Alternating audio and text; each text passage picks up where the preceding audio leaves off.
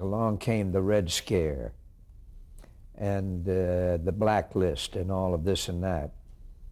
And a guy named Johnson, I think his name was, Yes. who had 1 million supermarkets over in Jersey or somewhere.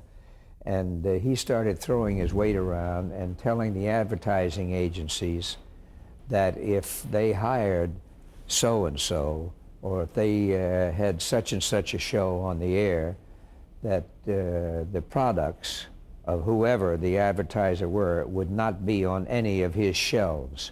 And it was astounding how much power this guy had.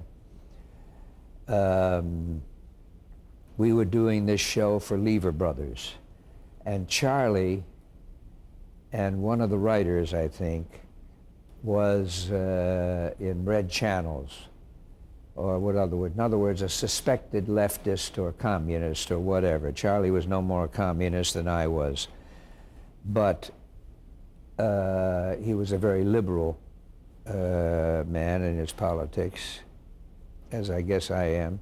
At any rate, Cynthia and I were told, and Charlie said, it's okay, do it, that we could do the show, but that Charlie had to go, and we would have to have another producer, and Charlie would be paid a little under the table each week because it was his show. Right. We said no, we won't do the show. Well, the long and short of it is that they defied Johnson or whatever. They did the show, and it was for Lever Brothers. Right. And you can imagine how important that would be if you took about 12 big supermarkets and said that they would not have any Lever Brother products on their shelves.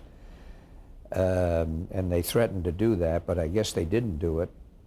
At any rate, the show went on, and Charlie remained.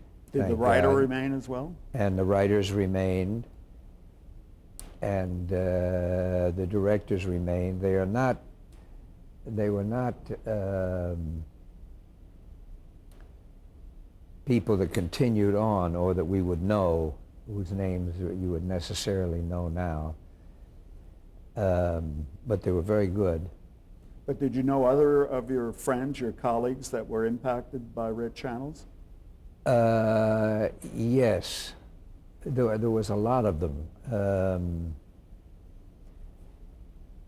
Gosh, I can't remember now specific people that were, but I know an awful lot of people were, and ones that I knew or knew of at the time that were working. I remember going to a meeting of AFRA, before it was AFTRA, AFRA, Federation of Radio Artists, and a lady got up who lived in a brownstone and gave a long talk about the fact that the communists in her building, who happened to be actors,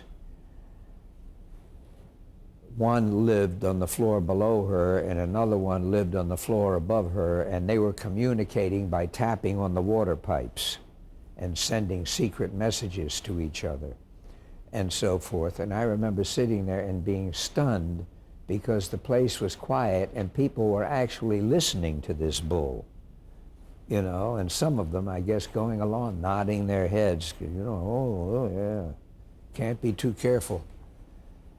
How did that all make you feel, even if you weren't personally threatened? It made me feel sick, you know, that the country would ever come to this, or that people, sections of the country could believe this. It's like the, you know, Parnell Thomas and the whole committee when it came to Hollywood.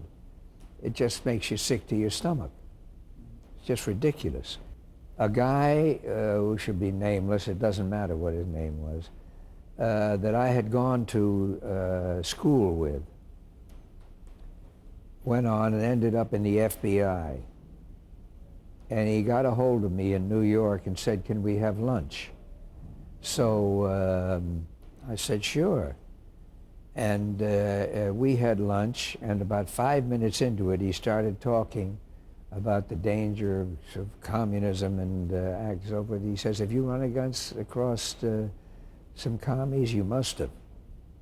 And I said, not that I know of. And he said, well, do me a favor. He says, the minute you suspect, let alone know, that one of your fellow actors is a commie, he says, call me.